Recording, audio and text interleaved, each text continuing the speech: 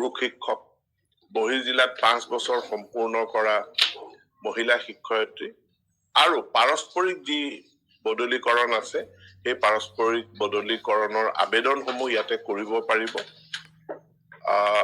যিসকল মেডিকেল গ্ৰাউণ্ডত আবেদন কৰে তেওঁলোকেও ইয়াত আবেদন কৰিব পাৰিব আৰু মেডিকেল বোৰ্ডত তেওঁলোকক ৰেফাৰ কৰা যায়।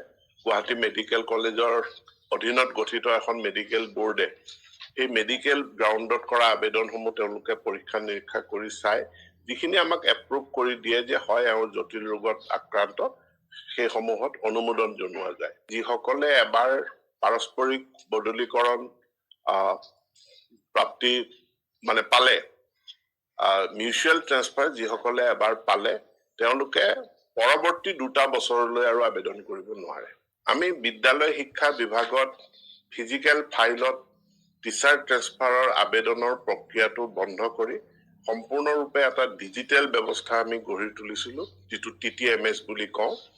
এই টিচাৰ ট্ৰেন্সফাৰৰ যিটো অনলাইন প্লেটফৰ্ম এই প্লেটফৰ্মৰ জৰিয়তে অতি সফলতাৰে আমি 42,000 শিক্ষকৰ বদলীকৰণ ইতিমধ্যে কৰিবৰ কাৰণে সক্ষম হৈছো।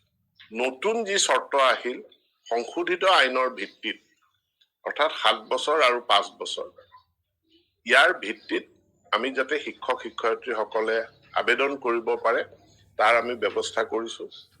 তাৰোপৰি আমাৰ এটা নিৰ্দেশ আছিল যে শিক্ষক বদলীকৰণৰ প্ৰক্ৰিয়াটো গোটেই বছৰ ধৰি আমি চলি নাথাকে। আমি বন্ধৰ দিনসমূহতহে শিক্ষকৰ বদলীকৰণৰ আমি আদেশবিলাক দিওঁ যাতে বন্ধৰ সময়ছোৱাত শিক্ষকসকলে তেওঁলোকৰ স্থান পৰিৱৰ্তন কৰিব পাৰে।